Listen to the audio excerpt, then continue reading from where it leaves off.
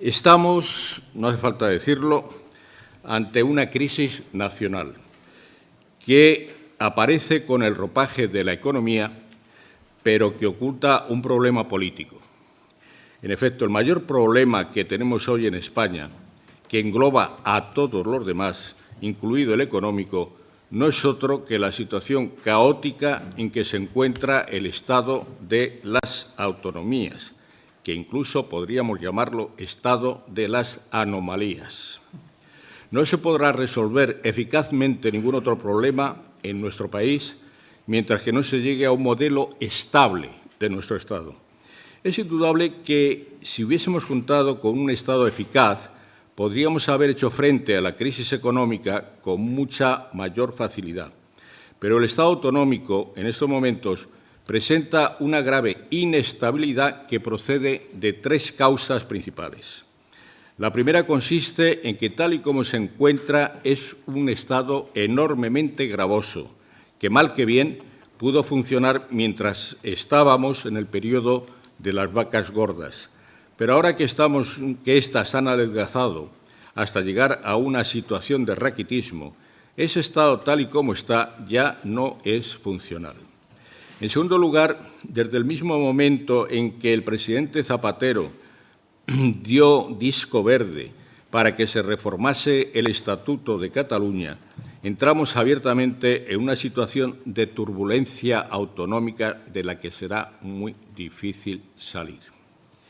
El Estatuto catalán y los que le imitaron después no han hecho más que debilitar las competencias del Estado aparato en beneficio de las comunidades autónomas, comenzando por Cataluña y siguiendo por las que reformaron también sus estatutos. Es claro que no se puede llevar a cabo una política general que abarque a todas las comunidades autónomas en una situación de emergencia nacional como es la que padecemos actualmente en España, si existen situaciones jurídicas incomprensibles. Por poner un ejemplo, en los nuevos estatutos, especialmente en el catalán, se incluyen cláusulas como la disposición adicional tercera de este último, en donde se trata de imponer una serie de criterios a las Cortes Generales, es decir, un estatuto impone al órgano de la soberanía nacional una serie de criterios que es evidente que está completamente fuera de derecho y fuera de incluso del sentido común. En tercer lugar, otra complicación es la que se ha producido con la política llevada a cabo por el expresidente Zapatero y sus arlánteres del Tribunal Constitucional, que han introducido un elemento distorsionador en el funcionamiento del Estado de las autonomías.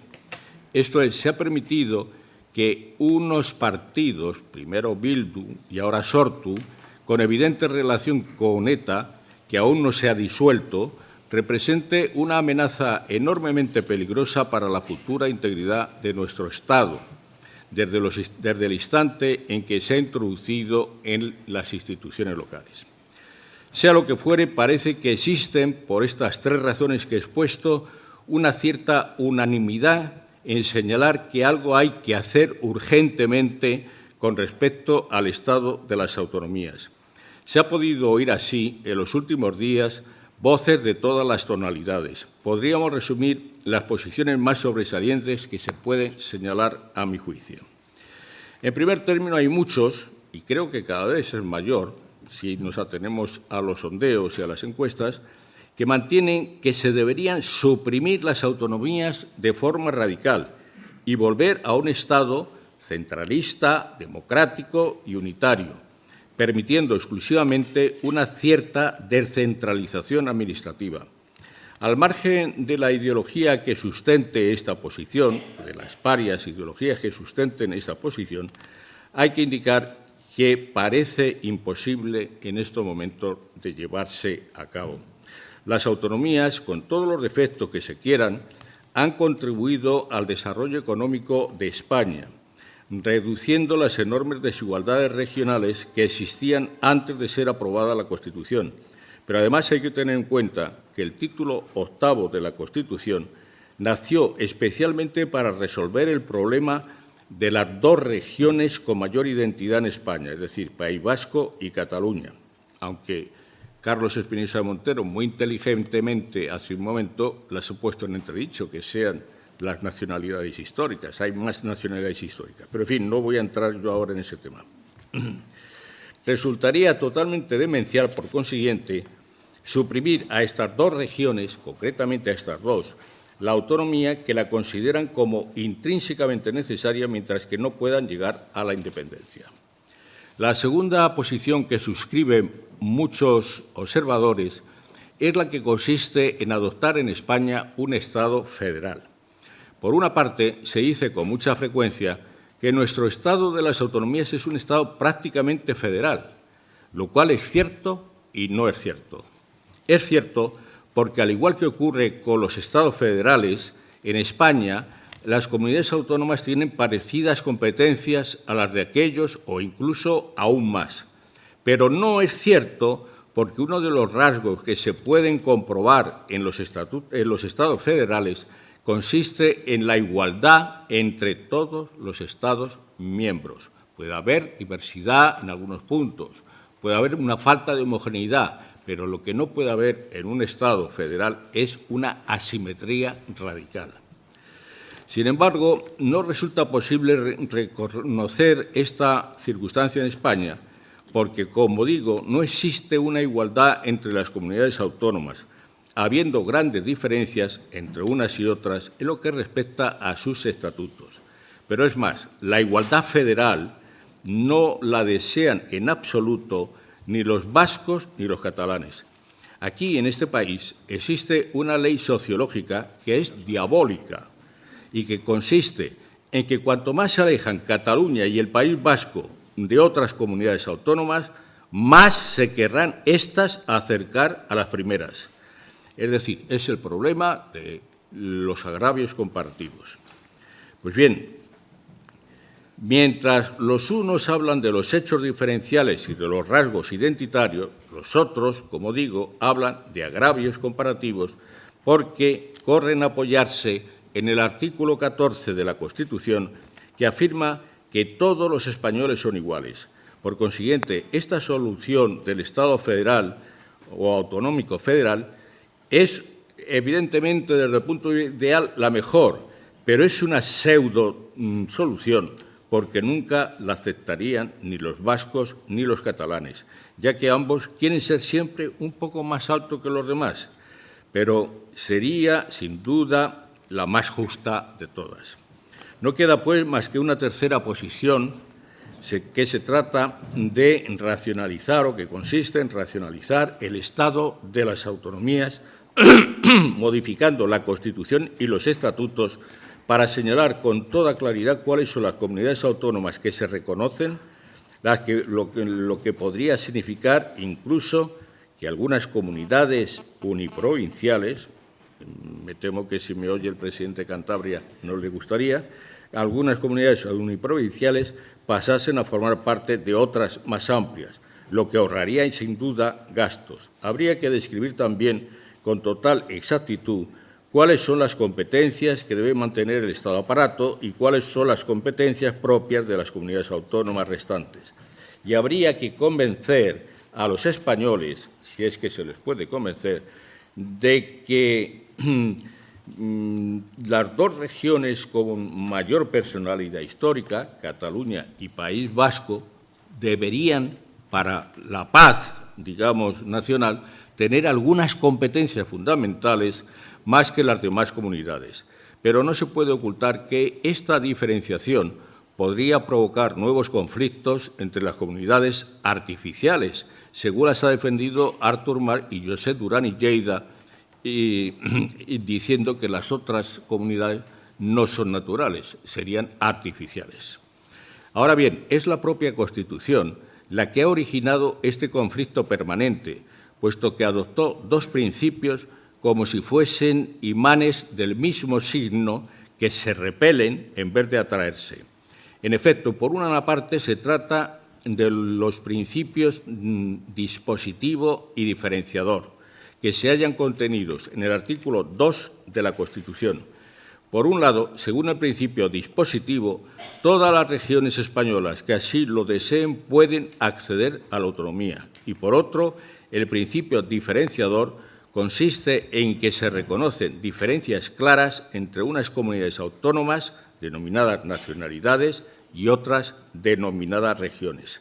Tal diferencia se puede ver también claramente en otros artículos de la Constitución, lo cual favoreció la aparición de un tercer principio que no se halla en la Constitución y que consiste en lo que se ha llamado el principio emulativo, mediante el cual todas las comunidades autónomas tratan de que no existan privilegios de algunas sobre otras y de llegar así a una igualdad entre ellas, pero es materialmente imposible, porque cada vez que se trata de igualar las comunidades, los vascos y los catalanes siempre quieren algo más, en parte por la verdadera locura de la redacción del título octavo de nuestra Constitución.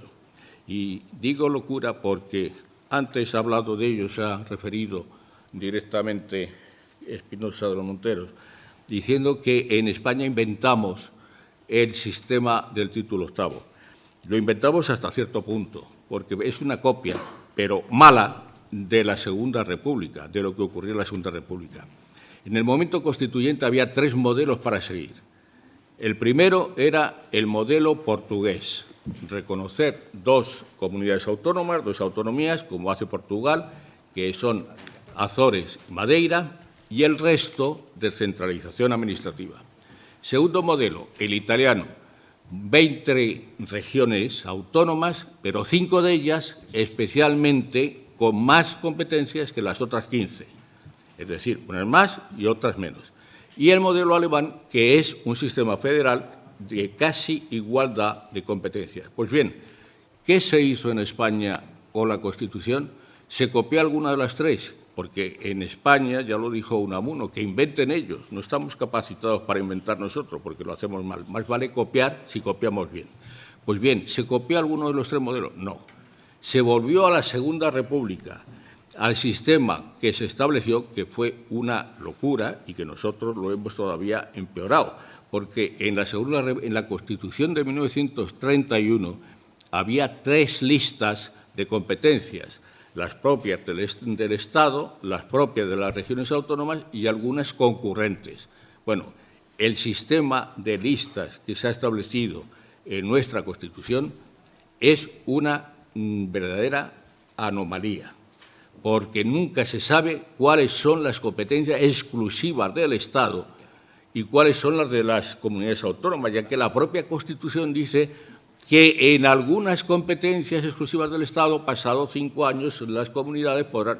Es decir, es, desde el punto de vista racional y cartesiano, una de las aberraciones mayores que hay en el derecho constitucional mundial.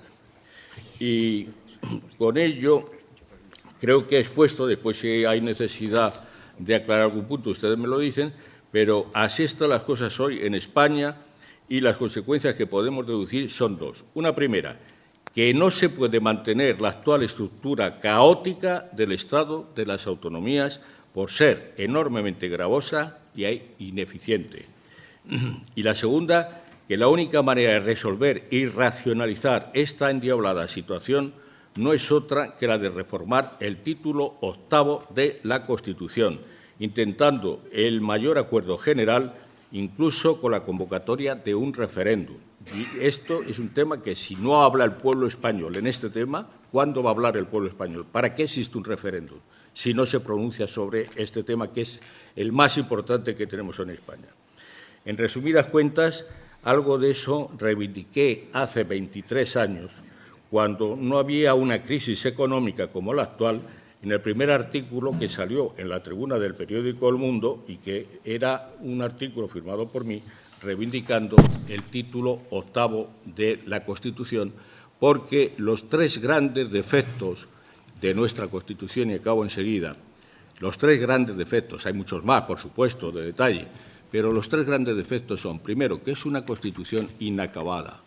No hay modelo de Estado definido en la Constitución.